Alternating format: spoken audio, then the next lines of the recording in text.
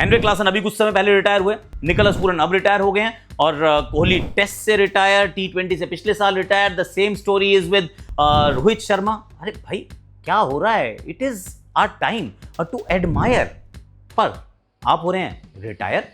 क्यों? क्या हो क्या रहा है?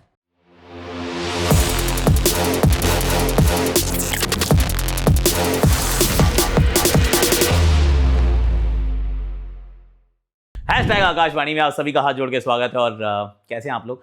देखिए, मैं तो मुस्कुरा रहा हूं, लेकिन मुस्कुराने वाली बातें कम है आजकल। क्यों? क्योंकि हर बंदा रिटायर हो रहा है भाई। एग्जैक्टली हो क्या रहा है? What exactly is happening? Actually there is a huge list, बहुत लंबी लिस्ट है कि जो जो खिलाड़ी रिटायर हुए हैं, और कुछ तो ऐसा लग रहा है कि समय से कुछ ज्यादा जल्दी रिटायर नहीं हो गए। मतलब इतनी जल्दी कौन रिटायर होता है यार? फटफट करके आप रिटायर हो जा रहे हैं। कोई एक फॉर्मेट छोड़ दे रहा है, कोई पूरी क्रिकेट ही छोड़ दे रहा है कि हमें अंतर्राष्ट्रीय क्रिकेट खेलनी नहीं है। कुछ वो है जो सेंट्रल कॉन्ट्रैक्ट नहीं ले रहे, उसमें से केन विलियमसन भी है। वो कह रहे नहीं भैया, 2 साल लगातार उनको ऑफर किया गया सेंट्रल कॉन्ट्रैक्ट न्यूजीलैंड से, उन्होंने कहा नहीं चाहिए, अपने पास रखो। क्यों? क्योंकि खेल रहा हूं मैं, मेरी सर्विसेज आपके लिए हमेशा उपलब्ध हैं, पर I want to pick and choose. तो मुझे अपना डिसाइड करना है कि मेरे लिए क्या सही है। अब कुछ लोग ये सवाल पूछ लेते हैं, यार ये कंट्री वर्सेस क्लब की डिबेट हो गई क्या? या फिल सॉल्ट को लेके एक बड़ा सवाल आया था ना कि देखिए यार, आप IPL फाइनल के लिए तो आ गए, फट से सुबह वो आए हैं, एकदम शाम को फाइनल खेला है, पर जैसे ही वेस्टइंडीज के सामने T20 श्रृंखला होती है, आप कहते हो नहीं जी, पैटर्निटी लीव।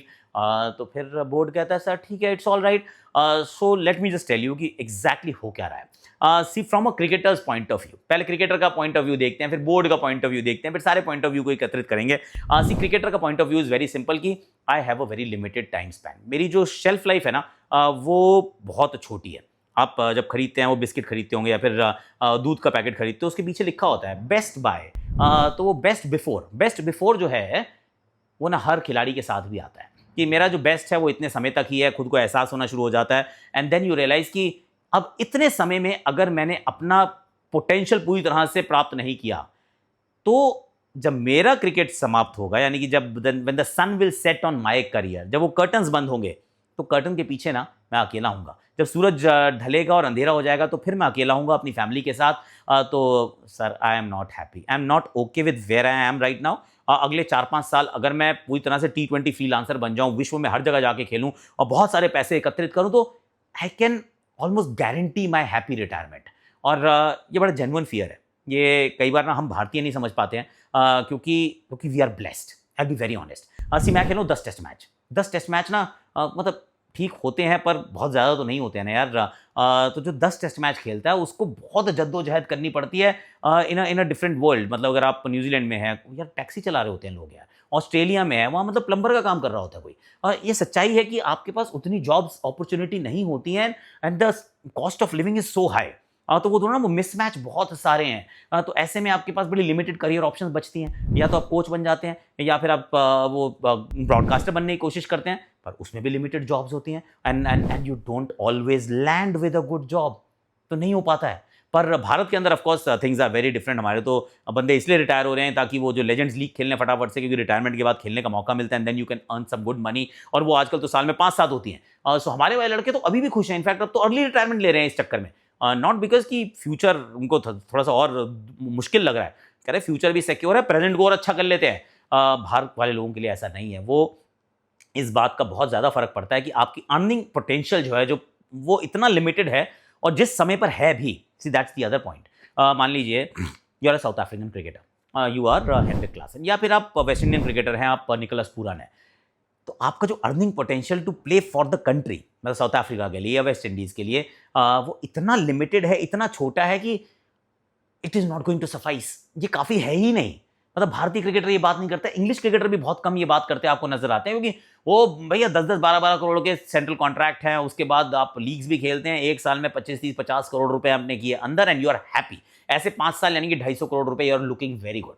250 में भी थोड़ा सा एक्सट्रीम हो गया, पर 100-150 करोड़ रुपए तो भैया कमाते हो। ग्लेन मैक्सवेल ले गए हमारे IPL से 100 करोड़ से ज्यादा रुपए। तो सच्चाई है कि जो आप अच्छे बोर्ड्स में, जो रिच बोर्ड्स के साथ हैं आप, इट्स ईजियर टू परस्यू। पर अगर आप किसी दूसरे बोर्ड के साथ हैं जहां पैसे नहीं है, चाहे वो न्यूजीलैंड हो, साउथ अफ्रीका हो, वेस्ट इंडीज हो, it's easier to say no कि अब मेरा हो गया, अब मैं जाता हूं, let me earn some money, and that's exactly what is happening. अब बोर्ड्स का क्या दृष्टिकोण है? See boards they are also, कईयों के तो हैंड्स टाइड होते हैं, I mean you can't help it, तुम्हारा पैसा ही नहीं है, मैं दूँ कहाँ से। कुछ जो है वो वेस्ट इंडीज़ के अंदर वो टसल चला करती थी कि नहीं मैं तुम्हें रखूंगा तुम्हें, वो वहाँ पे ईगो की बैटल चल रही है अलग। यार पैसे तुम्हारे पास देने के लिए नहीं है, लेकिन ईगो जो अलग चल रही है, तो उससे बड़ी जल्दी आप खफा हो जाते हैं, कहते हैं यार मेरी अर्निंग अपॉर्चुनिटी को, मेरी पोटेंशियल को आप नहीं समझ रहे हो, if you are not accommodating then I am going. मतलब मुझे जब जैसे इंग्लैंड ने करना शुरू कर दिया ना, फिल सॉल्ट ने कहा कि मैं नहीं आ रहा हूँ, उन्होंने कहा ठीक है सर, नो प्रॉब्लम्स, कोई बात नहीं, अगली बार देख लेंगे, टेंशन नहीं है, पर we don't want to lose you right now. तो वो एक अलग कहानी है, थोड़ा सा मैच्योर बोर्ड है, पैसे भी उनके पास हैं, एंड देन दे नो कि ये वाली रिलेशनशिप चल सकती है। वेस्ट इंडीज़ बोर्ड के बारे में आप ये नहीं कहेंगे, क्योंकि वो थोड़ा सा वहाँ पे एरोगेंस भी दिखी हमें, वहाँ पे मिसमैनेजमेंट भी दिखी, और वो प्लेयर के साथ उनकी बनी ही नहीं है, वो हमेशा ठनी रही है, and that's not a good story. तो ये एक कहानी ज़रूर हुई है। अब इसका भविष्य क्या होगा, more of it, don't be surprised, more of it. और हम में से किसी को भी हक नहीं है बोलने का कि मत लो रिटायरमेंट, कि अरे खेलते रहो यार क्या फ़र्क पड़ रहा है। भाई कैसे बोल दूँ मैं, कहना है सिक्योर कि भैया आपके बच्चे जो है वो अच्छे स्कूलों में जाएंगे, आपका फ्यूचर जो है सिक्योर रहेगा, even after you retired your life style will continue the same way. मैं नहीं कर सकता ना, जब मैं ये डिसाइड, मैं गारंटी नहीं कर सकता, तो हु एम आई, मैं कैसे कह सकता हूँ कि भैया आप मत करो, आप रिटायरमेंट मत लो, आप अभी भी यहाँ पर खेलते रहो, आप T20 फ्रीलांसर बाद में बन जाना, कोई बात नहीं, अभी देखो देश ने तुम्हें बनाया है, देश ने आपको बनाया ज़रूर है सर, पर हर बंदा एक को sell by date, best before date के साथ आता है। अगर उससे पहले उसने अपनी ज़िंदगी को अच्छे से दुरुस्त नहीं बनाया, then things are not going to be the same. Sad reality, but that is the reality. Mumbai Indians के बारे में थोड़ा टच अपॉन करना चाह रहा था कि मुंबई इंडियंस का ये सीज़न कैसा रहा। सी शुरुआत अच्छी होती तो और अच्छा रहता, क्योंकि अगर शुरू में से वो जो 5 में से 4 मैच हारे, अगर एक मैच भी जीत जाते तो कहाँ पहुँचते, तो फिर ये प्लेऑफ में जो थे 1-2 पे फिनिश करते, इतना से तो दूर रह गए थे। तो अगर वहाँ पहुँचते तो कहानी शायद कुछ और होती। 3-4 पे जब आप फिनिश करते हैं, इनफैक्ट दे फिनिश एट 4, तो अगर आप 4 पे फिनिश करते हैं तो फिर आप आगे नहीं जा पाते हैं। वो इनके साथ बार बार हुआ है, इस टूर्नामेंट के इतिहास में बार बार हुआ है। तो अब क्या अगले साल कुछ बदलाव की गुंजाइश है? आई फील कि अभी भी कुछ बदलाव की गुंजाइश नहीं है। अल्लाह गज़नफ़र जैसे ही फिट होंगे, आई थिंक वो एकदम सीमलेसली इसमें जुड़ जाएंगे, क्योंकि एक समय ऐसा ज़रूर लगा कि मिचेल सैंटनर का अच्छे से आप इस्तेमाल नहीं कर रहे, तो उनका कॉन्फिडेंस नहीं था आपके पास, दूसरा आपके पास स्पिन का ऑप्शन नहीं था, and suddenly towards the end we felt कि स्पिनर जो था एक शॉट था। करण शर्मा खिला रहे हो, नहीं खिला रहे हो, सोच रहे हो, सैंटनर खिलाते हो पर बॉलिंग नहीं कराते हो, खिलाते हो पर बॉलिंग नहीं कराते हो, तो इसका अर्थ क्या हुआ? इसका अर्थ यही हुआ कि you are missing a gun spinner जो है अल्लाह गज़नफ़र। मुझे लगता है उनके आने से चीज़ें बदल जाएंगी। एक सवाल ज़रूर रहेगा कि अब इसको और क्या पैना किया जा सकता है। मुझे लगता है फास्ट बॉलिंग में थोड़ा सा और काम किया जा सकता है, जहाँ पे दीपक चाहर हैं, ट्रेंट बोल्ट हैं और जसप्रीत बुमराह है। अश्विनी कुमार ने अच्छा काम किया, पर पाँचवा कोई नहीं था यार। रीस टोपली को छोड़ना पड़ेगा, कॉर्बिन बॉश को तो आप रख लेंगे, पर मुझे लगता है जॉनी बेस्टो को भी रोकने का प्रयास करेंगे। भैया इनको भी रख लो, क्योंकि Jonny Bairstow is good. Ryan Rickelton के साथ आपको एक और विकल्प शुरुआत में मिल जाता है, और अगर बाकी किसी ने रिटायरमेंट नहीं ली, खेलते ही रहे, तो फिर मुझे नहीं लगता कि कोई ज़्यादा इसमें बदलाव की गुंजाइश है। फास्ट बॉलिंग अटैक को थोड़ा सा और पुख्ता करने की कोशिश की जाएगी from an Indian stand point.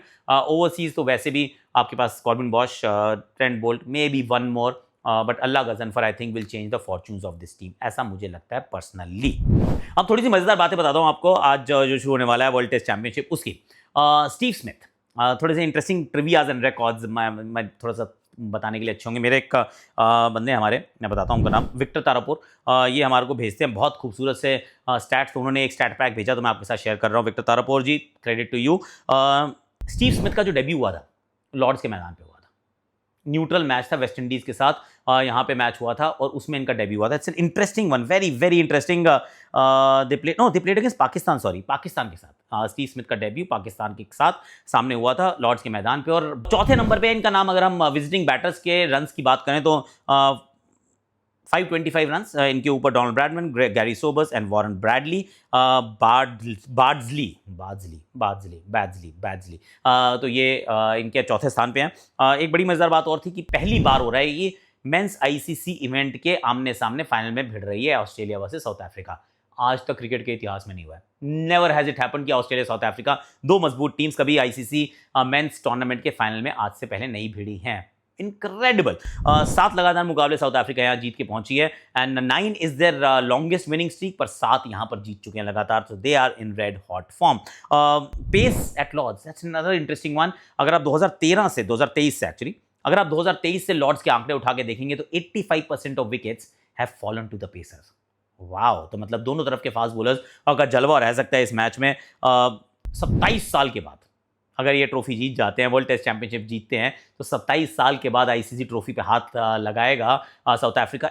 1998 में जीते थे चैंपियंस ट्रॉफी, 1998। तब वो चैलेंजर ट्रॉफी होती थी, क्या होती है बताता हूँ एक मिनट। वो होती थी ICC knockout trophy, ICC knockout trophy. अब वो चैंपियंस ट्रॉफी बन गई है, but that was 1998। So 2025 after 17 long years they can actually win the trophy. एक और मजेदार बात, मानस लाबुशेन ओपन कर रहे हैं आज। डेविड वार्नर के बाद से अब तक किसी भी ऑस्ट्रेलियन ओपनर ने टेस्ट में 100 नहीं बनाया है ना। इनक्रेडिबल बात की, 1 साल से ऊपर हो गया रिटायरमेंट हुए, पर उनके बाद से किसी भी ऑस्ट्रेलियन ओपनर ने 100 नहीं बनाया है। तो फिर of course apart from Khawaja run बनाते हैं। दूसरे एंड पे ख्वाजा के पार्टनर की बात कर रहा हूँ, बहुत सारे चेंज कर दिए। पिछली बार सैम कॉन्स्टेंस थे, अब मानस लाबुशेन कर रहे हैं। तो ख्वाजा के अलावा डेविड वार्नर के बाद पहले शतक बनाने वाले हो सकते हैं खिलाड़ी बन जाएं Marnus Labuschagne as an opener.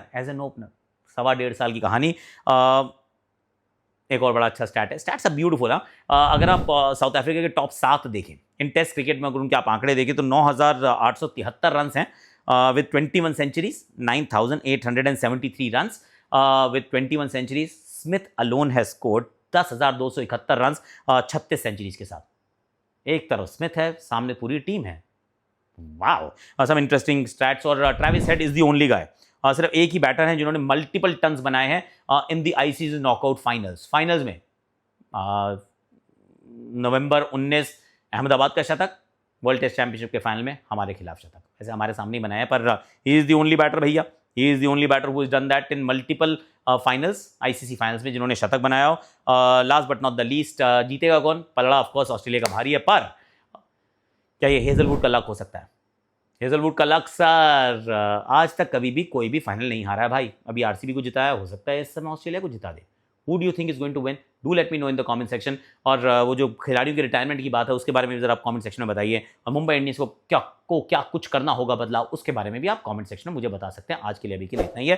Like share subscribe comment, notification घंटी बजा दो।